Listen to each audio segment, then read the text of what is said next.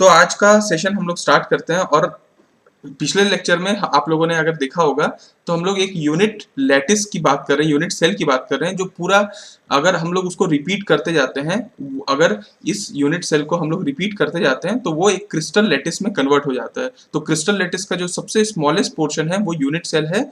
और unit cell के हम लोग कुछ पैरामीटर्स के बारे में हम लोग सिर्फ डेफिनेशन कल पिछले लेक्चर में देखे थे कि क्या होता है coordination number, atomic packing factor क्या होता है, एंगल बिटवीन द एक्सिस हम किसको बोलते हैं, डायमेंशन किसको बोलते हैं, तो एटम्स पर यूनिट सेल क्या होता है। ये 5 पैरामीटर्स हम लोग के डेफिनेशन हम लोग देखे थे। अब इसको इंप्लीमेंट करने की बात है और हमको देखने की बात है कि अलग अलग क्रिस्टल लैटिस या क्यूबिक स्ट्रक्चर होते हैं, उसमें सबके अलग अलग वैल्यूज होते हैं। तो उसको हम लोग देखते हैं। तो सबसे पहला जो हम लोग देखने वाले हैं वो अगर आप यहाँ पे देखेंगे तो इसको बोलते हैं सिंपल क्यूबिक, है ना।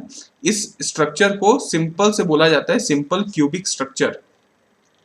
इस स्ट्रक्चर में पहला खास पॉइंट ये है, इसमें आप इसको मैं ब्लैक स्क्रीन में आपको बताता हूं कि पहली बात तो आप सिंपल क्यूबिक स्ट्रक्चर की अगर आप बात देखेंगे तो इसमें सबसे पहला पॉइंट आप ये याद रखिएगा कि इसमें जो एटम्स होते हैं वो 8 कॉर्नर्स पे होते हैं, है ना। इसके जो एटम्स होते हैं वो 8 कॉर्नर पे होते हैं। अगर आप ये ऐसा डायग्राम आप बना लेते हैं, ठीक है, ये वाला डायग्राम, तो इसके एटम्स क्या होते हैं, इसके कॉर्नर्स कॉर्नर्स पे होते हैं। आपको फिगर में भी यहाँ दिखा देता हूँ। ये जो एटम है ये इस कॉर्नर पे है, ठीक है, ये एटम्स इस कॉर्नर पे हैं, कॉर्नर पे। तो सारे एटम्स अपने अपने कॉर्नर पे हैं यूनिट सेल के। आप अगर इसको इस तरीके से देखेंगे तो आप यहाँ पे देख पाएंगे, क्योंकि देखिए एक बड़ा सा जो एटम है ये अपना कुछ पोर्शन इस यूनिट सेल में कंट्रीब्यूट कर रहा है, सिर्फ इतना पोर्शन, है ना। जैसे आपको दिखाऊं, यहाँ से यहाँ वाला पोर्शन ही इस यूनिट सेल में आ रहा है, बाकी दूसरे यूनिट सेल को वो कंट्रीब्यूट कर रहा है। तो अल्टीमेटली अगर मैं सिर्फ एक यूनिट सेल की बात करूं तो उसमें कौन कौन कंट्रीब्यूट करता है, बेसिकली देखिए ये वाला भी कंट्रीब्यूट करता है, ये वाला भी कंट्रीब्यूट करता है। तो आप उसको इस डायग्राम में देखेंगे तो आपको दिख जाएगा कि वो कैसे यहाँ पे कंट्रीब्यूट हो रहा है ना। तो अल्टीमेटली पहला पॉइंट आपको सिंपल क्यूबिक सेल में ये याद रहना चाहिए कि जो कॉर्नर एटम्स होते हैं वो 8 कॉर्नर पे होते हैं, पहली बात, ठीक है। 8 कॉर्नर्स पे एटम्स होते हैं, फर्स्ट पॉइंट। सेकंड पॉइंट इसका ये याद रखिएगा कि जो एटम्स होते हैं वो फिजिकल कांटेक्ट कैसे होते हैं, मतलब एक एटम दूसरे एटम से फिजिकल कांटेक्ट होता है basically edge of the cube पे, है ना। Edge of the cube, edge समझ रहे हो ना, ये जो एज है आपका, इस एज पे ही इन लोग आपस में कांटेक्ट करते हैं। तो एक एटम दूसरे एटम से कहां पे कांटेक्ट करता है, एज पे कांटेक्ट करता है। याद रखिएगा, इसका सारे जो अलग अलग स्ट्रक्चर पढ़ेंगे उसमें अलग अलग होगा, है ना। ये भी अलग अलग होगा, ये भी अलग अलग होगा। तो इसको याद रखिएगा कि जो सिंपल क्यूबिक है उसमें जो एटम्स होते हैं वो एज ऑफ द क्यूब पे इंटरैक्ट करते हैं, फिजिकल कॉन्टैक्ट में आते हैं। अब अगर इसका थोड़ा मैथमेटिकल अगर अपन देखें तो लेट सपोज कि इसका जो साइड है ऑफ द क्यूब वो ए है ना। और ये जो एटम है, ये जो एटम स्फेरिकल शेप का है, इसका कोई रेडियस होगा। लेट सपोज कि इसका जो रेडियस है वो आर है।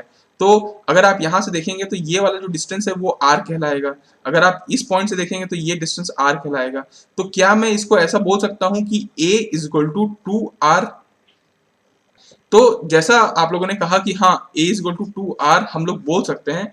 तो फिर पहला चीज तो आपको ये समझ में आ गया कि जो हम लोग मैं बोल रहा था ना डायमेंशन ऑफ द क्यूब क्या होगा। तो dimension of the cube A B C, A को हम लोग जानते हैं कि ये 2r है। अगर मैं बी को भी देखूं तो वो 2r आएगा, सी भी, मतलब सब एक बराबर है, ठीक है, अच्छी बात है।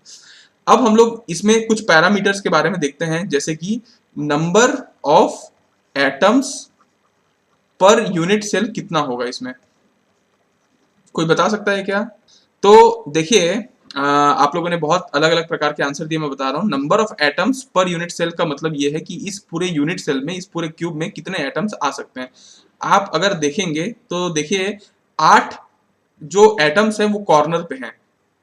तो आप सिंपल इसका आंसर 8 ले सकते हैं, लेकिन ऐसा नहीं होता है ना, क्योंकि क्या 8 एटम पूरा का पूरा कंट्रीब्यूट कर रहे हैं क्या इस यूनिट सेल में, तो ऐसा तो नहीं है। ये तो अलग अलग जगह सिर्फ इतना सा पोर्शन कंट्रीब्यूट कर रहे हैं, कोई एक एटम ये इतना सा कंट्रीब्यूट कर रहा है। तो हर एटम बेसिकली अगर आप देखें तो अपना 1/8 पोर्शन ही कंट्रीब्यूट कर रहा है। हर एटम अपना यूनिट सेल के अंदर 1/8 ही पोर्शन कंट्रीब्यूट कर रहा होता है। तो अगर आप 8 इंटू 1/8 करेंगे तो आपको समझ में आ जाएगा कि टोटल जो एटम्स है इस यूनिट सेल के अंदर वो 1 है। मतलब टोटल आप इसका सब चीज को जोड़ देंगे तो आपको पता चलेगा कि एक एटम ही इसके अंदर समाया हुआ है। तो ये पॉइंट याद रखिएगा कि नंबर ऑफ एटम्स जो इस यूनिट सेल में है वो टोटल कितने हैं, 1 है, 8 इंटू 1/8। ठीक, इसके बाद आपको मैं ये पूछता हूं कि इसका एटॉमिक पैकिंग फैक्टर कितना होगा। एटॉमिक पैकिंग फैक्टर, तो आपको याद होगा कि मैंने आपको बोला था कि जितने एटम होंगे उसका वॉल्यूम को मल्टीप्लाई करके टोटल वॉल्यूम से डिवाइड कर देंगे तो पैकिंग फैक्टर आ जाएगा। तो चलिए करके देखते हैं। एटॉमिक पैकिंग फैक्टर का मतलब होता है ना, कितने एटम है इसमें, एक एटम है, ठीक है। और एक एटम की वॉल्यूम कितना होता है, आपको ये पता है कि स्फेरिकल एटम है तो स्फीयर की वॉल्यूम कितनी होती है, 4/3 पाई आर क्यूब, यही होती है क्या? Yes sir. हाँ, तो अगर अपन ये कर दें, 4/3 पाई आर क्यूब कर दें और हम लोग डिवाइड कर दें टोटल वॉल्यूम, तो टोटल वॉल्यूम यूनिट सेल का कितना होगा, ए है, ए है और ए है, तो वॉल्यूम एक क्यूब का कितना होता है, length into breadth into height, है ना, तो ये हो जाएगा ए क्यूब। ठीक, इतना तो आप लोगों को मेरे ख्याल से समझ में आया होगा, है ना। इसको मैं ब्लैक स्क्रीन में भी बता देता हूँ। ए पी एफ है, वो है 1 इंटू 4/3 पाई आर क्यूब, है ना, डिवाइडेड बाय ए क्यूब। अब आपको ये पता है क्या कि यहाँ पे a is equal to 2r था, अभी हम लोगों ने देखा, ऐसा है क्या? Yes sir. ठीक है, तो एक काम करते हैं कि हम लोग इसको r is equal to a/2 लिख लेते हैं और यहाँ पे इसको वैल्यू को रख देते हैं। तो अपन क्या करते हैं, 1 इंटू या फिर a is equal to 2r कर दो तो भी आपका बात बन जाएगा। तो 4/3 पाई r क्यूब की जगह क्या आ जाएगा, a³/8, है ना, और डिवाइडेड बाय a³ कर दोगे, चीजें कैंसिल होंगी, ठीक है, 4 2 8, a³ कटेगा, 1/6। उसके बाद ये वैल्यू कितनी आएंगी, जो अगर आपका कैलकुलेशन होगा इनटू पाई अगर आप करोगे तो वैल्यू आएगी इसकी एटॉमिक पैकिंग फैक्टर की 0.52। तो अल्टीमेटली जब आप इसको सॉल्व करते हो तो आपकी वैल्यू आती है 0.52। इसका मतलब क्या है, 0.52 का मतलब क्या होगा, कोई बता सकता है? एटॉमिक पैकिंग फैक्टर 0.52, हाँ सही बोल रहे हो कि इस जो हम यूनिट सेल की बात कर रहे हैं उसमें 52% एटम भर चुका है, 52% उसको पैक कर चुका है ना। इसके अलावा बस लास्ट एक चीज और हम लोगों को देखना है, वो ये है कि कोऑर्डिनेशन नंबर कितना है इसका। तो कोऑर्डिनेशन नंबर के लिए मैं आपको बताया था कि कोऑर्डिनेशन नंबर का मतलब होता है कि कोई एटम कितने एटम के साथ फिजिकल कांटेक्ट में है, उसको कोऑर्डिनेशन नंबर कहते हैं, कितने लोगों के साथ कोऑर्डिनेट कर रहा है। तो आप देखिए, एक एटम अगर आप देखेंगे, जैसे मान लीजिए ये एटम है, तो ये इसके साथ फिजिकल कांटेक्ट में है, इसके साथ फिजिकल कांटेक्ट में है, इसके साथ फिजिकल कांटेक्ट में है, 3 तो आपको यहाँ दिख गए होंगे, है ना, सही है क्या? Yes sir. उसके अलावा और उसके अलावा आपको कुछ दिख रहा है क्या जिससे फिजिकल कांटेक्ट में है? होपफुली इसके ऊपर भी, जैसे अगर आप इस क्रिस्टल लैटिस की बात करें तो ये जो एटम है वो इसके फिजिकल कांटेक्ट में हो सकता है, इसके हो सकता है, इसके हो सकता है, मान लो, है ना। इसके अलावा वो ऊपर वाले से भी होगा, ठीक है, इससे भी होगा, ठीक है, और इस वाले से भी होगा। तो टोटल एक एटम जो है वो बेसिकली, अगर इस एटम की बात करें तो इससे हो रहा है, इससे हो रहा है, इससे हो रहा है, वैसे ही अपने इधर भी होगा, ठीक है, इधर भी होगा, आगे पीछे। तो टोटल एक एटम 6 लोगों के साथ फिजिकल कांटेक्ट में है इस वाले उसके लिए। तो इसका जो कोऑर्डिनेशन नंबर होगा वो होगा 6। तो ये जो मैं वैल्यूज बता रहा हूं इसको आप हमेशा याद रखिएगा, क्योंकि सोते जागते आपको कोई भी पूछ सकता है कि एफसीसी का कोऑर्डिनेशन नंबर बताओ, तो आपको वो याद रहना चाहिए। इसलिए आप अभी मैं सिंपल क्यूबिक का ओवरऑल आपको मैं बताया, अगर आप रिवाइज करना चाहो तो मैं आपको यहाँ पे फिर से बता देता हूँ। पहली चीज आपको ये याद रखना है कि इसका एटॉमिक पैकिंग फैक्टर कितना होता है, तो कितना होता है 0.52, है ना, ये याद रखिएगा। दूसरा आपको कोऑर्डिनेशन नंबर याद रखना है, कोऑर्डिनेशन नंबर कितना होता है इसका 6।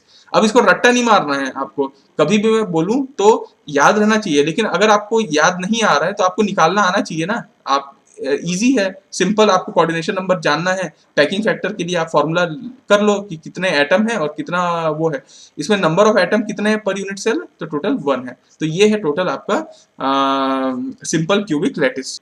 तो अब आगे बढ़ते हैं हम लोग और हम अपने नेक्स्ट स्ट्रक्चर पे आते हैं, जो नेक्स्ट स्ट्रक्चर टाइप का होता है। अच्छा, पहली बात तो आपको ये भी पता होना चाहिए, कोई पूछा ही नहीं मेरे से कि सर ये कौन से मटेरियल में होता है, मतलब क्या हम कोई भी मटेरियल, हर मटेरियल में ऐसा स्ट्रक्चर होता है क्या? क्योंकि आप पीरियोडिक टेबल आपको याद होगा, तो पीरियोडिक टेबल में आपको बहुत सारे मटेरियल आपने देखा है, एलिमेंट देखा है, क्या सब में सिंपल क्यूबिक स्ट्रक्चर होता है, मतलब सारे एलिमेंट ऐसे ही होते हैं? तो नहीं, ऐसा नहीं होता है। लोगों आपको क्वेश्चन पूछना चाहिए था कि सर जो आप ये स्ट्रक्चर बता रहे हैं सिंपल क्यूबिक, ये किस एलिमेंट में होते हैं? तो आपको मैं बताऊंगा कि बहुत सारे ऐसे एलिमेंट है जिसमें ऐसा स्ट्रक्चर पाया जाता है। जब लोगों ने देखा, जैसे मैग्नीज, अगर आप लोगों ने नाम सुना होगा, पोलोनियम का नाम आप लोगों ने सुना होगा कभी ना कभी, फ्लोरस्पायर का नाम सुना होगा, ऐसे एलिमेंट हैं जिसमें इस टाइप का स्ट्रक्चर देखने को मिला है। ठीक है, इसलिए हम लोग स्टडी कर रहे हैं इस टाइप के स्ट्रक्चर को। ओके, अब हम लोग नेक्स्ट स्ट्रक्चर में आते हैं, और नेक्स्ट स्ट्रक्चर जो आपका कहता है उसका नाम है बॉडी सेंटर्ड क्यूबिक। ठीक है, बॉडी सेंटर्ड क्यूबिक, जिसको शॉर्ट फॉर्म में बीसीसी कहा जाता है। BCC, body centred cubic. नाम में ही इसमें छुपा हुआ है कि इसमें बॉडी के अंदर में कोई सेंटर में एटम होगा। तो सबसे पहला बात आप बॉडी सेंटर्ड के लिए ये याद रखिए कि इसमें एटम कहाँ कहाँ पे होंगे। तो इसके एटम आठों कॉर्नर पे तो होंगे, जैसे हमारा सिंपल क्यूबिक था वैसे इसमें भी हैं एटम, सारे कॉर्नर पे मौजूद हैं। लेकिन इसमें खास बात यह है कि इसमें इनके ठीक बीचों बीच में बॉडी के अंदर भी एक एटम पाया जाता है। जैसे आप लेफ्ट हैंड साइड पे देख पा रहे होंगे, ये उस टाइप का स्ट्रक्चर है जिसमें देखिए यहाँ पे कॉर्नर्स पे मौजूद थे एटम, लेकिन एक बीचों बीच में यहाँ पे एक एटम यहाँ पे पाया गया था। तो इसका नाम इसीलिए पड़ा बॉडी सेंटर, क्योंकि इसके बॉडी में एक सेंटर में एक एटम है। तो सबसे पहला बात ये है कि मैं अगर आपको ब्लैक स्क्रीन में पूछता हूं कि इसमें कितने एटम्स पाए जा रहे हैं, तो इसका लोकेशन कहाँ है, तो आप बोलेंगे 8 एटम्स। ठीक है, एट 8 कॉर्नर। ठीक है, and 1 atom at centre of unit cell, ये इसका लोकेशन हो गया। ठीक है, इतना आपको याद रखना है। अब आपको दूसरा याद रखना है कि एटम फिजिकल कांटेक्ट में किस जगह पे हैं, फिजिकल कांटेक्ट कैसे हो रहा है। आपको अगर याद होगा तो पिछले में मैं आपको बोला था कि वो एज में कांटेक्ट कर रहे हैं। तो इसमें फिजिकल कांटेक्ट कहाँ हो रहा है? क्या ये एज में कांटेक्ट कर रहे हैं? अगर मैं इस एज को देखूं तो ये एज में आपस में कांटेक्ट है क्या? नहीं। आप देख पाएंगे कि यहाँ पे स्पेस छूटा हुआ है, दिख रहा है क्या आपको? Yes sir. हाँ, तो अल्टीमेटली आप ये बोल पाएंगे कि सर ये एज में तो कांटेक्ट में नहीं है, तो फिर कहाँ पे है?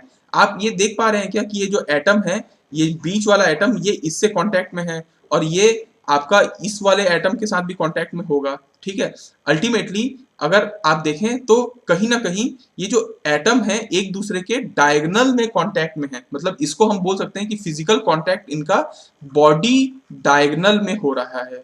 ठीक है, बॉडी में एक जो एटम है वो डायगोनल डायगोनल एलिमेंट के साथ कांटेक्ट में आ रहे हैं। तो अल्टीमेटली अगर देखा जाए तो ये जो एटम है वो इसके साथ फिजिकल कांटेक्ट में है, और ये जो एटम है बेसिकली वो इसके साथ फिजिकल कांटेक्ट में है। तो अल्टीमेटली एक एटम दूसरे एटम के साथ डायगोनली कांटेक्ट में है। तो 2 पॉइंट याद रखिएगा, कहाँ कहाँ पे एटम मौजूद हैं और फिजिकल कांटेक्ट कहाँ पे हो रहा है। अब मैथमेटिकल समझने की जरूरत है कि इसमें हमको ये पता है कि साइड ऑफ द क्यूब ए होता है ना, साइड ऑफ द क्यूब ए होता है, ये भी आपका ए है। लेकिन यहाँ पे बात ये नहीं है कि अपन a इज टू 2r ले सकें। क्यों? क्योंकि 2r तो तब लेते हैं ना जब ये r और ये r चिपके होते हैं आपस में, तो अपन ले लेते हैं a इज टू 2r, लेकिन ऐसा नहीं है। तो अब अपन क्या करें? तो अपन एक काम करते हैं, ये जो पॉइंट है इसको अपन इससे डायरेक्ट जोड़ते हैं और इससे डायरेक्ट जोड़ते हैं, क्योंकि ये दोनों कांटेक्ट में थे। और ये वाला जो है आपका पोर्शन, ठीक है, बेसिकली रुक जाओ, इसको ऐसे तो अपन ले नहीं सकते। अगर अपन को पाइथागोरस थ्योरम लेना है तो अपन इसको ऐसे ले लेते हैं। ठीक है, तो आपका एक ट्रायंगल बन जाएगा ऊपर से और इधर से। ये वाला जो साइड है ये आपको पता है कि ये कितना होता है, ये ए है ना। अगर आप इसको देखें, डायगोनल पोर्शन को देखें, तो आप ये पता चलेगा कि देखिए ये जो एटम है, मान लीजिए अभी तो छोटा दिख रहा है, मान लीजिए ये एक एटम है जो ऐसा है, ये एक एटम है जो ऐसा है, और ये एक एटम है जो ऐसा है। सॉरी, एक मिनट, कंट्रोल जेड नहीं हुआ, ये ऐसे कांटेक्ट में है। ठीक है, तो आपको ये पता चलेगा कि इसका जो रेडियस है ये आर है, इसका जो रेडियस है वो आर है, और इसका जो रेडियस है वो आर है, और बेसिकली ये 2r है, मतलब क्योंकि ये पूरा डायमीटर इसको कवर कर रहा है, ये सिर्फ आधा पोर्शन कवर कर रहा है, ये आधा पोर्शन कवर कर रहा है। तो अल्टीमेटली अगर मैं बोलूं यहां से जो यहाँ का जो डिस्टेंस है वो कितना होगा, वो बेसिकली 4r होगा, है ना, 4r होगा। और यहाँ से जो यहाँ का डिस्टेंस होगा वो आपका अगर आप इसको निकालो तो इसको निकालने का तरीका तो आपको पता होगा, ट्रिग्नोमेट्री आप लोग जानते होंगे। तो ये आपका √2a आता है बेसिकली। आप कभी सॉल्व करके देखना कि सिर्फ आपको ये वाला पोर्शन को का लेंथ निकालना है, इस पोर्शन से इस पोर्शन का लेंथ, तो आपको समझ में आ जाएगा √2a होगा। और यहाँ से ये जो डायगोनल कनेक्ट होगा वो आपका कितना होगा, एक आर, फिर 2 आर यहाँ पे और 1 आर यहाँ पे, टोटल 4 आर है ना। और ये वाला जो पोर्शन है ये आपको पता है कि ये a होता है। तो आप टोटल आप इसको जब सॉल्व करोगे तो आपको समझ में आएगा कि ये जो 4r की वैल्यू है, ठीक है, 4r is equal to a√3 आएगा। अभी मैं पूरा सॉल्व करके नहीं दिखा रहा हूँ, ये आप लोगों की जिम्मेदारी है कि आप लोग एक क्यूब बनाइए और क्यूब को सॉल्व करिए, क्योंकि थोड़ा टाइम लगेगा, लेकिन ये डेफिनेटली यही आएगा आंसर, है ना। इसलिए आप एक बार ट्राई करिएगा, ये आंसर आएगा। मैं डायरेक्ट आंसर आपको बता रहा हूँ क्योंकि अभी तुमको बहुत आगे जाना है।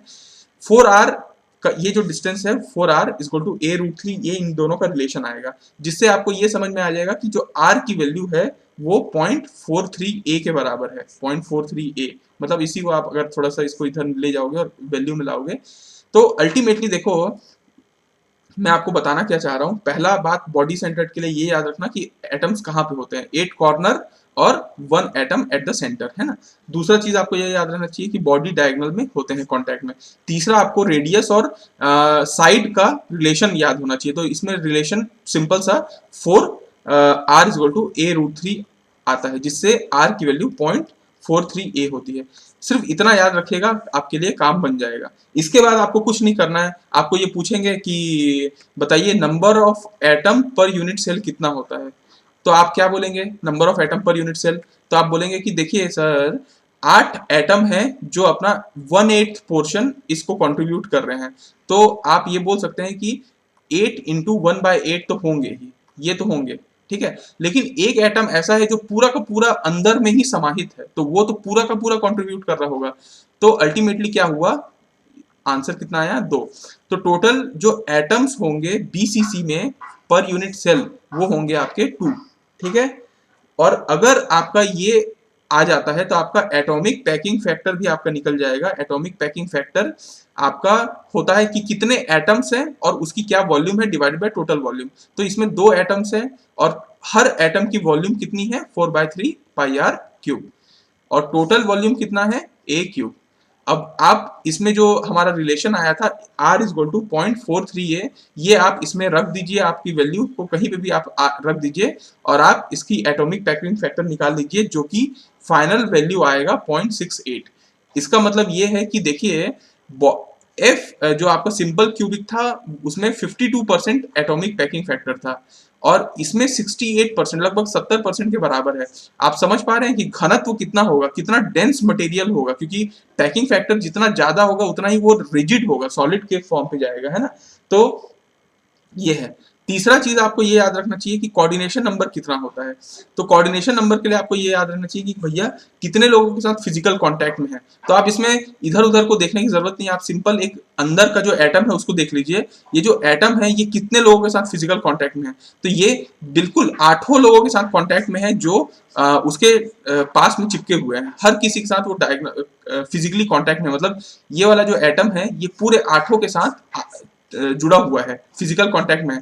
तो इसका जो कोऑर्डिनेशन नंबर है वो कितना आएगा, 8। तो मेरे ख्याल से ये वाला पोर्शन है। इसके बाद आपको दिमाग में ये भी आना चाहिए कि सर कौन से मटेरियल ऐसे होते हैं, कौन से एलिमेंट होते हैं जो इस टाइप के स्ट्रक्चर पाए जाते हैं जिसमें। तो फिर मैं आपको बोलूंगा कि बेटा लिथियम का नाम अगर आप लोगों ने सुना होगा, ठीक है, सोडियम का नाम आप लोगों ने अगर सुना होगा तो उसमें बीसीसी पाया जाता है। आपने पोटेशियम का नाम सुना होगा, आपने क्रोमियम का नाम सुना होगा, ठीक है, आयरन का नाम सुना होगा। तो ये सारे ऐसे मटेरियल हैं जिसमें बीसीसी टाइप के स्ट्रक्चर पाए जाते हैं।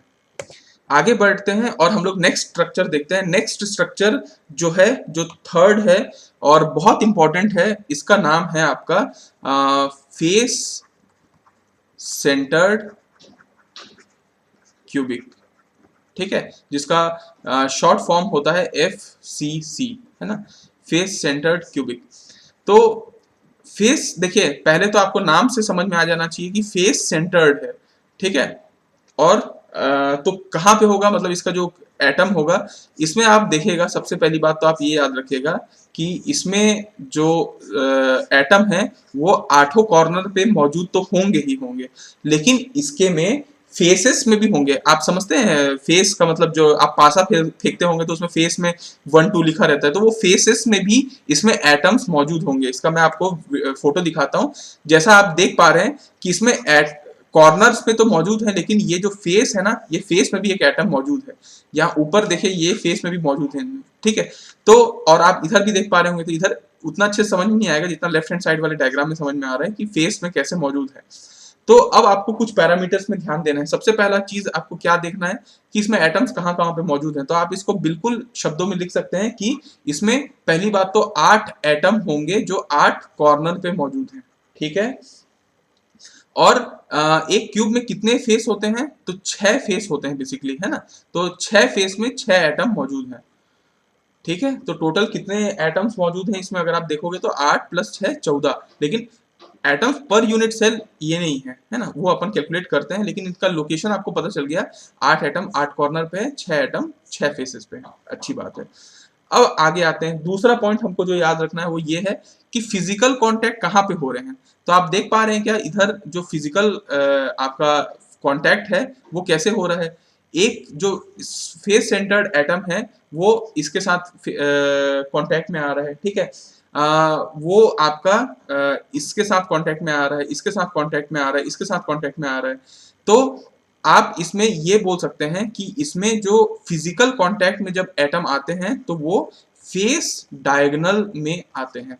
तो आप तीनों का डिफरेंस समझ पा रहे होंगे। सिंपल क्यूबिक में क्या था कि वो एजेस में कांटेक्ट में थे, बीसीसी में क्या था, बॉडी डायगोनल में कांटेक्ट में थे, और ये क्या है, फेस डायगोनल में कांटेक्ट में आ रहे हैं, पहली बात। अब दूसरी बात, अब इसका ए और आर का रिलेशन चाहिए अपन को, तभी तो अपन एटॉमिक पैकिंग फैक्टर वगैरह निकालेंगे। तो ए और आर के रिलेशन में देखिए, सबसे पहली बात इसमें भी आपको पहली बात तो देखिए, ये एक एटम है, इसको हम लोग को डायगोनल में कनेक्ट करना होगा, है ना। और इसमें तो हम लोग क्या कर सकते हैं, इसमें डायरेक्ट हम लोग कांटेक्ट में ले सकते हैं, और इसमें हम लोग डायरेक्ट ले सकते हैं, ठीक है। ये एक पाइथागोरस अपन इक्वेशन बना सकते हैं। आप इसको समझ पा रहे हैं क्या कि ये जो ये है, ये आर है, ये 2r है, और ये आर है। तो टोटल अगर आप निकालो क्या बोलते हैं, हाइपोटेनियस क्या होता है, बेस का स्क्वायर और परपेंडिकुलर स्क्वायर का वो होता है पर रूट, मतलब अगर आप सिर्फ आर उधर हाइपोटेनियस का निकालोगे तो उसका अंडर रूट लेना होगा। तो ठीक है, ये तो आपको पता है। तो इसका मैं फाइनल आपको आंसर बताता हूँ कि ये जब आप इसको कैलकुलेट करोगे, आपको करना चाहिए घर में कैलकुलेट इसको, तो इसका आपको आंसर आएगा 4r = a√2, है ना। ये रिलेशन आता है इन दोनों के बीच में, जिसमें आप इसको सॉल्व कर सकते हो कि इसका जो रेडियस है वो 0.35a के बराबर है। तो ठीक है, आपको बस ये याद रखना है, ये ज्यादा इंपॉर्टेंट है। इसका अगर आपको आ जाता है तो आप एटॉमिक पैकिंग फैक्टर निकाल सकते हैं, लेकिन एटॉमिक पैकिंग फैक्टर निकालने से पहले आपको ये भी पता होना चाहिए कि कितने एटम है इस यूनिट सेल के अंदर में। तो अपन निकालते हैं number of atoms per unit cell. तो कोई बता सकता है क्या कि कितने होंगे इसमें। ठीक है, आप लोगों का आंसर बिल्कुल सही है। जो इसमें number of atom per unit cell होंगे, पहली बात तो 8 एटम्स हैं और वो अपना 1/8 पोर्शन कंट्रीब्यूट कर रहे हैं, तो वो आपका आ गया, ठीक है। इसके बाद सबसे बड़ी बात, 6 जो एटम है वो फेस में है। तो अगर आप फेस को देखोगे तो फेस में क्या होता है, ये अपना जो स्फीयर है उसका आधा पोर्शन इस तरफ कंट्रीब्यूट कर रहा है, आधा पोर्शन दूसरे यूनिट सेल को कंट्रीब्यूट कर रहा होगा। तो अल्टीमेटली अगर मैं बोलूं 8 × 1/8 करूं, प्लस 6 एटम अपना आधा आधा ही कंट्रीब्यूट कर रहे हैं, तो आपका ये आ गया 3 और ये हो गया 1। तो total atoms per unit cell हो गए 4, है ना। तो 4 एटम्स पर यूनिट सेल कर रहे हैं। तो अगर आपको एटॉमिक पैकिंग फैक्टर निकालना है तो आप क्या कर सकते हैं, 4 एटम है और चारों का वॉल्यूम कितना है, 4/3 πr³ और टोटल वॉल्यूम क्या है, a³। ए आपको रिलेशन तो आ ही गया है कि 4r = a√2 होता है ना। तो आप इसको वैल्यू को पुटअप करेंगे तो आपका आंसर आएगा 0.74। तो आपको समझ में आ रहा है कि 0.68 से हमारा बढ़ गया 0.74। तो ये उससे भी ज्यादा रिजिड है, मतलब उससे ज्यादा एटॉमिक पैकिंग फैक्टर है, जितना पैकिंग फैक्टर है वो ज्यादा होगा उतना अच्छा है, ठीक है। इसके बाद हम लोग कोऑर्डिनेशन नंबर अगर देखें तो कोऑर्डिनेशन नंबर आप समझ पा रहे हैं क्या कि कितना कोऑर्डिनेशन नंबर होगा, कोई बता सकता है? तो आप लोगों का आंसर सही है। इसका जो कोऑर्डिनेशन नंबर है वो 12 है। इसीलिए इसको रट्टा नहीं मारना है, समझना है कि क्यों है। देखिए 12 बेसिकली इसमें ऐसा है ना, 4+4+4 है बेसिकली। 4+4+4 ऐसा है कि एक अगर एटम आप देखेंगे तो किससे फिजिकल कांटेक्ट में है, बेसिकली इससे है, इससे है, इससे है और इससे है। तो 4 तो आपके कॉर्नर एटम के साथ कांटेक्ट में हो गया। आप अगर देखें ये वाला जो है, ये वाला जो है और इस साइड का जो फेस वाला होगा उसका भी ये वाला जो पोर्शन देख रहे हैं, ये वाला पोर्शन कांटेक्ट में आ रहा है, ये पोर्शन कहीं ना कहीं कांटेक्ट में आएगा, ये पोर्शन कांटेक्ट में आएगा। तो ये बेसिकली इधर इधर और इधर वाले से कांटेक्ट में आता है, और मैं उधर से बता नहीं पा रहा हूँ, उधर का भी जो उस साइड का जस्ट अपोजिट साइड का होगा उसका भी ये इससे टच में होगा। तो बेसिकली 4 जो होंगे वो आपके फेस एटम के साथ कांटेक्ट में बनाएगा, ठीक है। तो 4 कॉर्नर के साथ वो कांटेक्ट में आ रहा है, 4 फेस एटम के साथ कांटेक्ट में आ रहा है ना। अच्छी बात है, ठीक। अब बेसिकली ये तो मैं इस साइड का बता दिया आपको, एक साइड का, लेकिन ये स्फीयर तो दोनों साइड है, मतलब आधा उधर कंट्रीब्यूट कर रहा है, आधा इधर भी कंट्रीब्यूट कर रहा है। तो 4 इस साइड वाले भी होंगे जिससे कांटेक्ट में होगा, तो 4 और फेस एटम के साथ वो कांटेक्ट में होगा दूसरे यूनिट सेल के साथ, लेकिन कांटेक्ट में रहेगा। तो अल्टीमेटली बेसिकली अगर अपन देखें तो इसका कोऑर्डिनेशन नंबर जितने के साथ एक एटम कोऑर्डिनेट कर पा रहा होगा वो है आपका 12। आई होप ये क्लियर हुआ क्या? तो आपको कोऑर्डिनेशन नंबर अगर समझ में आया होगा तो बस लास्ट में आप ये सोच सकते हैं कि सर इसका ये कौन से मटेरियल में होता है। तो मैं आपको बोलूंगा कि इसमें कॉपर में इस टाइप का स्ट्रक्चर पाया जाता है, प्लेटिनम में इस टाइप का स्ट्रक्चर पाया जाता है, निकल के बात कर लीजिए, लेड की बात कर लीजिए, एल्यूमिनियम की बात कर लीजिए, NaCl की आप बात कर लीजिए, ठीक है। आयरन में भी अलग अलग प्रकार का आयरन होता है, अल्फा टाइप, गामा टाइप। तो एक गामा टाइप में भी ये वाला टाइप का उसमें ऐसा स्ट्रक्चर पाया जाता है जो कि बहुत ज्यादा वो है। इसी टाइप के स्ट्रक्चर को क्लोज्ड पैक स्ट्रक्चर भी कहा जाता है। तो अगर कोई आपसे कोई पूछे कि क्लोज्ड पैक स्ट्रक्चर का एटॉमिक पैकिंग फैक्टर कितना होता है, क्योंकि ये मैक्सिमम है ना 0.74 के आगे अभी कोई भी ऐसा वो नहीं है जिसमें हम लोग पैकिंग फैक्टर देखते हैं, ये maximum to maximum packing factor है। तो ये इसको क्लोज पैक स्ट्रक्चर भी बोलते हैं कि पूरा का पूरा पैक हो गया, लगभग 75% चीजें पैक्ड हो चुकी हैं, है ना। तो क्लोज पैक स्ट्रक्चर ये ऐसा कहलाता है। तो अब हम लोग आगे देखते हैं और हम लोग देखते हैं एक और टाइप का स्ट्रक्चर जो बड़ा इंपॉर्टेंट है, और शायद आप लोगों ने देखा है या नहीं देखा है नहीं मालूम, लेकिन ये इस टाइप के स्ट्रक्चर को कहा जाता है डायमंड क्यूबिक। इस टाइप के स्ट्रक्चर को डायमंड क्यूबिक भी कहा जाता है, और इसका नाम भी इसीलिए पड़ा क्योंकि ये डायमंड में ऐसा ही स्ट्रक्चर पाया जाता है। डायमंड का स्ट्रक्चर अगर देखेंगे तो ऐसा है, तो होता है। और भी आप जानने में बड़ा हैरानी होगा कि आप अगर क्या बोलते हैं कार्बन की बात करें, आप सिलिकॉन की बात करें, आप जर्मेनियम की बात करें, डायमंड की बात करें, gallium arsenide, gallium phosphide, aluminium phosphide, इनकी बात करें, इन सब में यही टाइप का स्ट्रक्चर पाया जाता है।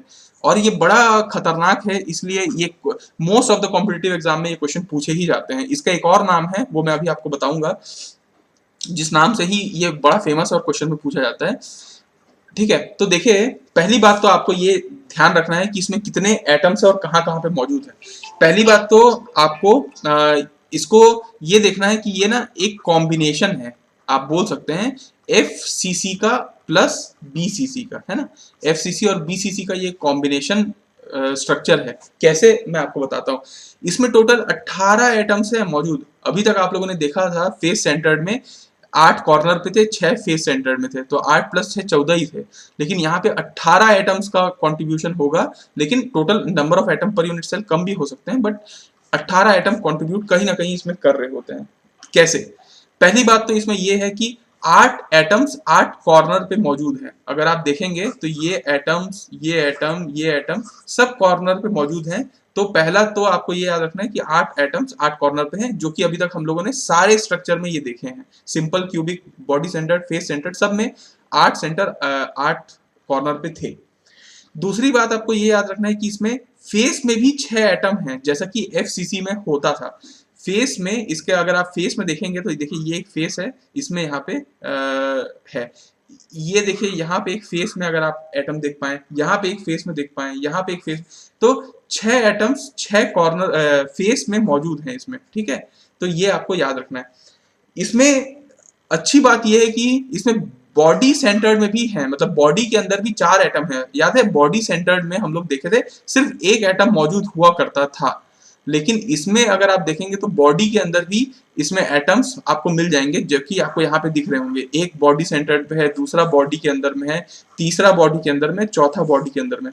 तो आपको ये स्ट्रक्चर देखने के बाद समझ में आ रहा होगा कि 8 एटम्स 8 कॉर्नर पे, 6 एटम्स 6 फेस पे, और 4 एटम्स बॉडी के अंदर मौजूद हैं। तो टोटल 8 + 6 + 4 कितना होता है, 18 एटम। तो 18 एटम्स का डायमंड क्यूबिक स्ट्रक्चर में कंट्रीब्यूशन रहता है। लेकिन आपको जान के बहुत ज्यादा हैरानी होगी कि इसमें जो एटॉमिक पैकिंग फैक्टर है वो कम होता है, इतना एटम होने के बावजूद। अभी उससे पहले चलिए मैं आपको पहले इसका वो बताता हूं कि इसमें number of atom per unit cell कितने होते हैं। Number of atom per unit cell अगर आप देखेंगे तो कोई बता सकता है क्या कितने होते हैं? तो एग्जैक्टली जैसा आशीष बोला बिल्कुल सही है। 8 कॉर्नर एटम है वो अपना 1/8 पोर्शन कंट्रीब्यूट कर रहे हैं। 6 फेस सेंटर्ड है वो अपना आधा आधा कंट्रीब्यूट कर रहे होंगे, और 4 बॉडी एटम है जो बॉडी पूरा का पूरा कंट्रीब्यूट करते हैं। तो ये हो गया आपका 1, ये हो गया 3, और ये 1 + 3 4, 4 + 4 8। सोचिए अभी तक आप लोगों ने जितने स्ट्रक्चर देखे उसमें सबसे ज्यादा एटम्स पर यूनिट सेल इसी में है, याद है? तो आप समझ जाइए कि इसमें कितना एटम्स है पर यूनिट। लेकिन आपको जान के हैरानी होगी कि इसका अगर अपन एटॉमिक पैकिंग फैक्टर की बात करें अपन, तो एटॉमिक पैकिंग फैक्टर इसमें कम होता है। क्यों? क्योंकि देखिए इसका, अब देखिए इसमें थोड़ा सा मैथमेटिक्स लगाना थोड़ा मुश्किल है, लेकिन फिर भी साइंटिस्ट लोग लगाए हैं, और इसका मैथमेटिकल रिलेशन आपको मैं डायरेक्ट बता देता हूं। इसका जो मैथमेटिकल रिलेशन आता है वो a√3 = 8r आता है। ये एक मैथमेटिकल रिलेशन आता है रेडियस और आपका साइज ऑफ द डायमेंशन का, क्यूब का। अगर आप देखें तो आपको ये समझ में आ जाएगा कि r = √3/8 × a। मतलब ये इसका जो रेडियस है ना बड़ा कम होता है एक्चुअल में। मतलब ये आप ऐसा बोल सकते हैं कि बॉल अगर आप किसी कार्टून के अंदर भर रहे हैं तो हम लोग उधर बाकी सब जगह देख रहे थे, इसमें बॉल का साइज ही छोटा कर दिया है। तो ऑब्वियसली बात है कि ज्यादा बॉल समा पाएंगे, लेकिन पैकिंग कम होगा इसमें। इसीलिए इसमें जो रेडियस है एटम्स का वो कम होते हैं, और उसके वजह से जब अपन एटॉमिक पैकिंग फैक्टर निकालते हैं तो 8 एटम्स हैं इंटू 4/3 πr³ तो होगा है, डिवाइडेड बाय a³ होगा। लेकिन जो इसका r की वैल्यू है उसको अगर आप इसमें रखेंगे तो इसका एटॉमिक पैकिंग फैक्टर बहुत कम आएगा, और कितना आएगा, 0.34। आप समझ सकते हैं इतना 18 एटम्स कंट्रीब्यूट कर रहे थे, 8 एटम्स पर यूनिट सेल है, लेकिन पैकिंग फैक्टर कितना है, 0.34। लगभग अभी तक सबसे कम पैकिंग फैक्टर हम लोग देख रहे हैं यहाँ पे, 34% ही पैकिंग हुआ है। तो इसीलिए ये क्वेश्चन बहुत इंपॉर्टेंट पूछता है, और आईएएस में तो स्टेटमेंट वाले क्वेश्चन में जरूर पूछता है कि फर्स्ट स्टेटमेंट ये बोलेगा कि atomic packing factor there are 18 atoms contributing in the diamond cubic structure. फिर स्टेटमेंट 2 देगा और वो बोलेगा कि atomic packing factor is low. तो क्या ये इन दो इसका कारण है? तो ऐसा कारण नहीं है, लेकिन इसका जो मेन कारण है वो ये है कि इसका जो एटॉमिक रेडियस होता है वो बड़े कम होते हैं, इस वजह से एटॉमिक पैकिंग फैक्टर ऑब्वियसली कम हो जाता है। तो ये एक प्रॉब्लम है, इसका प्रॉब्लम ही है इसका एक। इस टाइप के स्ट्रक्चर को एक और नाम दिया जाता है जिसको बोला जाता है जिंक ब्लेंड, ठीक है। तो इसको जनरली कॉम्पिटिटिव एग्जाम में ये पूछा जाता है कि जिंक ब्लेंड का एटॉमिक पैकिंग फैक्टर कितना होता है। तो आपको ये याद रहना चाहिए कि जिंक ब्लेंड को ही डायमंड क्यूबिक स्ट्रक्चर कहते हैं, और उसका स्ट्रक्चर ऐसा होता है। ये कहाँ पे पाया जाता है, किस टाइप के मटेरियल में पाया जाता है? तो फिर मैं आपको बोलूंगा कि बेसिकली जिंक ब्लेंड स्ट्रक्चर, अगर आप पीरियोडिक टेबल देखेंगे तो ग्रुप 3 के जो एलिमेंट होते हैं और ग्रुप 5 के जो एलिमेंट होते हैं उसका कंपाउंड जब बनता है तब इस टाइप का स्ट्रक्चर होता है ना। तो कई बार आप, जैसे मैंने आपको गैलियम आर्सेनाइड बोला, ठीक है, ये सारे स्ट्रक्चर आपको लगभग मिलेंगे। और इवन आपको कार्बन, सिलिकॉन में ऐसा स्ट्रक्चर पाया जाता है, जर्मेनियम में पाया जाता है, डायमंड में खुद ऐसा स्ट्रक्चर पाया जाता है। तो ये सारे होते हैं डायमंड क्यूबिक स्ट्रक्चर के। ये क्लियर है क्या सबको? देखो, इसमें कोऑर्डिनेशन नंबर की अगर अपन बात करें तो आपको दिखेगा कि कौन कौन किससे फिजिकली कांटेक्ट में। आपको ये फिगर में ही दिख रहा होगा कि ये जो एटम है ये फिजिकल में कितने लोगों के साथ कांटेक्ट है, 1 2 3 4, बस। तो इसका कोऑर्डिनेशन नंबर 4 है। क्लियर है? Yes sir, yes sir. हाँ, तो आगे बढ़ते हैं हम लोग और हम लोग देखते हैं नेक्स्ट हमारा स्ट्रक्चर जो होता है, जिसका फुल फॉर्म मतलब पूरा नाम है hexagonal closed packing. Hexagonal close packing, जिसको शॉर्ट फॉर्म में HCP भी कहा जाता है ना। हेक्सागोनल क्लोज पैकिंग, इसमें क्या है, इसका स्ट्रक्चर कैसे बनता है, देखिए। इसका जो स्ट्रक्चर, पहले तो मैं आपको बता देता हूँ किस मटेरियल में ऐसा पाया जाता है। आप बेरिलियम का नाम कभी सुने होंगे, कभी कैडमियम का नाम सुने होंगे, कभी कोबाल्ट का नाम आप सुने होंगे, कभी आप जिंक का नाम आप सुने होंगे, कभी मैग्नीशियम का नाम आप सुने होंगे। इस टाइप के एलिमेंट में इस टाइप का स्ट्रक्चर पाया जाता है। अब ये स्ट्रक्चर के बारे में थोड़ा डिटेल में देखते हैं कि ये कैसा दिखता है और क्या होता है। इसमें होता क्या है, हेक्सागोन अगर आप देखे होंगे तो ये जो एटम्स हैं ये ऐसे हेक्सागोनल शेप में पाए जाते हैं। और बेसिकली ऊपर में ये जो 6 एटम्स हैं वो 6 कॉर्नर पे मौजूद है, नीचे भी 6 एटम्स हैं वो 6 कॉर्नर पे मौजूद है ना। तो टोटल अगर आप इसमें पहला देखोगे तो 12 एटम्स हैं जो कॉर्नर पे मौजूद हैं यहाँ पे, पहली बात। दूसरी बात, इसमें फेस में भी 2 एटम मौजूद है, एक फेस यहाँ पे, एक फेस यहाँ पे। तो 2 एटम इसमें फेस में भी मौजूद हैं और 3 एटम इसमें बॉडी के अंदर मौजूद हैं। ठीक है, तो 3 एटम बॉडी के अंदर मौजूद हैं। तो आप इसको कैलकुलेट कर सकते हो, 12 2 14 14 3 17, 17 एटम इसमें कहीं ना कहीं कंट्रीब्यूट कर रहे होते हैं हेक्सागोनल क्लोज पैकिंग में। अगर आप इसमें number of atoms per unit cell की बात करोगे तो number of atoms per unit cell में आप पहले तो देख सकते हैं कि 3 बॉडी के अंदर है तो ये पूरा का पूरा कंट्रीब्यूट कर रहे होंगे, तो 3 को आप डायरेक्ट ऐड कर सकते हो। उसके बाद अगर आप कॉर्नर का देखोगे तो देखिए ये कॉर्नर में है, बेसिकली ये अपना अभी, क्योंकि हेक्सागोन शेप में है इसलिए अपना 1/6 पोर्शन ये कंट्रीब्यूट करते हैं। तो टोटल 12 कॉर्नर एटम है, ये अपना 1/6 अगर कंट्रीब्यूट करें तो 2 एटम तो आपको यहां से भी मिल जाते हैं। और आपका जो फेस सेंटर्ड है, फेस सेंटर्ड आपको पता है कि ये अपना आधा इस तरफ कंट्रीब्यूट करता है, आधा दूसरे उसमें। तो 2 फेस सेंटर्ड एटम है और दोनों अपना आधा आधा कंट्रीब्यूट कर रहे होते हैं, तो टोटल ये 1 हो गया है ना। एक एक सेकेंड ना। तो हम लोग क्या देख रहे थे, हाँ, तो यहाँ पे 2 इंटू 1/2 हो गया 1। तो टोटल आपका एटम कितने हो गए, 3 + 2 5 + 1 6। इसमें टोटल जो एटम्स पर यूनिट सेल है वो 6 एटम्स पर यूनिट सेल मौजूद है। इसका अगर आपको देखो, क्योंकि ये क्यूब नहीं है तो इसमें आप ए और आर का रिलेशन डायरेक्ट नहीं निकाल सकते, तो इसमें अपन को सी और ए का रिलेशन निकालना पड़ता है। सी का मतलब होता है मैक्सिमम डायमेंशन और ए का मतलब होता है मिनिमम डायमेंशन, जो यहाँ से यहाँ मौजूद है। तो सी और ए है ना, इसका रेशियो निकालना, इस टाइप के स्ट्रक्चर में सी और ए का रेशियो निकाला जाता है और वो C/A का जो रेशियो है वो 1.63 आता है इसमें, है ना, इस टाइप के मटेरियल में। तो ये वैल्यू को भी आपको याद रखना है कि C/A का जो रेशियो है वो 1.63 होता है। और जो कि इसमें आप डायरेक्ट मैथमेटिक्स लगाओगे तो थोड़ा कॉम्प्लिकेटेड होगा, तो इसका मैं डायरेक्ट आपको एटॉमिक पैकिंग फैक्टर बताता हूँ कि जो एटॉमिक पैकिंग फैक्टर है आपका number of atoms per unit cell into उसका volume divided by total volume निकलता है, तो वो आपका इसमें आता है 0.74, जो कि आप फेस सेंटर्ड में भी देखे होंगे कहीं ना कहीं।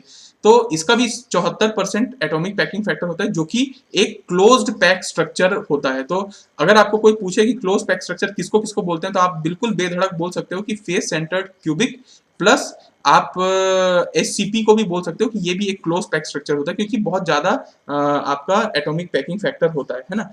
अगर आप इसमें कोऑर्डिनेशन नंबर की बात करो, CN नंबर की बात करो, तो कोऑर्डिनेशन नंबर आप देखिए टोटल इसमें 12 होते हैं। 12 किस हिसाब से होंगे, 6 + 3 + 3 कैसे होते हैं देखिए। पहली बात तो एक एटम की अगर आप बात करेंगे तो एक एटम बेसिकली, अगर इस एटम की बात करें तो ये 6 लोगों के साथ कांटेक्ट में है मौजूद। तो 6 तो आप ऐसे कॉर्नर एटम को ले सकते हो। ये जो एटम है ये तीनों बॉडी डायगोनल के साथ कनेक्टेड होगा, है ना। तो 3 एटम जो है वो इनसाइड से वो कनेक्टेड होगा, और वैसे ही ऊपर अगर इसके ऊपर भी एक और एससीपी होगा तो उसके भी बॉडी डायगोनल के साथ तीनों के साथ कांटेक्ट में होगा, तो ये 3 उसके साथ भी कांटेक्ट में आ गया। तो इसका मतलब है टोटल इसका जो एक एटम जितने लोगों के साथ कोऑर्डिनेट बना पा रहा है वो टोटल है आपके 12, ठीक है। तो होप आपको ये एससीपी समझ में आया होगा। तो कंपैरिजन अगर अपन देखें, फाइनल लास्ट अपन फिगर देखें, तो देखिए आप, मैं यहाँ पे डायमंड क्यूबिक लिख लेता हूँ, सिंपल क्यूबिक लिख लेता हूँ, आपका बीसीसी लिख लेता हूँ, एफसीसी लिख लेता हूँ, और एससीपी लिख लेता हूँ। ये कंपैरिजन आप बना ले तो ज्यादा अच्छा है। अगर आप एटॉमिक पैकिंग फैक्टर की बात करें तो एटॉमिक पैकिंग फैक्टर 0.34 होता है, इसमें सिंपल क्यूबिक में 0.52, फिर बीसीसी में थोड़ा बढ़ के 0.68 हो जाता है, एफसीसी और एचसीपी का 0.74 होता है ना। वैसे ही मैं उम्मीद कर रहा हूं कि आप लोग इसका एक कंपैरिजन टेबल बना लेंगे, और याद करके बनाइएगा। मैं चाहता हूं कि आप बिना वीडियो देखे सिर्फ अपने कॉपी में देखिए और याद करिए कि किसका कोऑर्डिनेशन नंबर क्या होता है, खुद से प्रैक्टिस करिए, आपको याद हो जाएगा। और ये मैं बता रहा हूँ कि ये जो कंपैरिजन चार्ट है ये बना ही लीजिएगा, क्योंकि मैं आपको बोला ना कई क्वेश्चन में डायरेक्ट पूछा जाता है कि इसका कोऑर्डिनेशन नंबर क्या है, इसका ये एपीएफ क्या है, तो आपको फट से याद आ जाएगा। इसलिए ये चार्ट आप बना लीजिएगा, और सारे पैरामीटर, क्योंकि मैं सारे पैरामीटर को कंपेयर कर करके ही पढ़ाया हूँ, तो आप लोग कोशिश करिएगा बना लीजिएगा, ठीक है। 2 मिनट बस मैं आपको ग्रेफाइट के बारे में, चलिए अगले क्लास में अपन ग्रेफाइट के बारे में पढ़ते हैं, ठीक है। तो इस लेक्चर के लिए अपन इतना ही रखते हैं। 1 minute, thank you so much.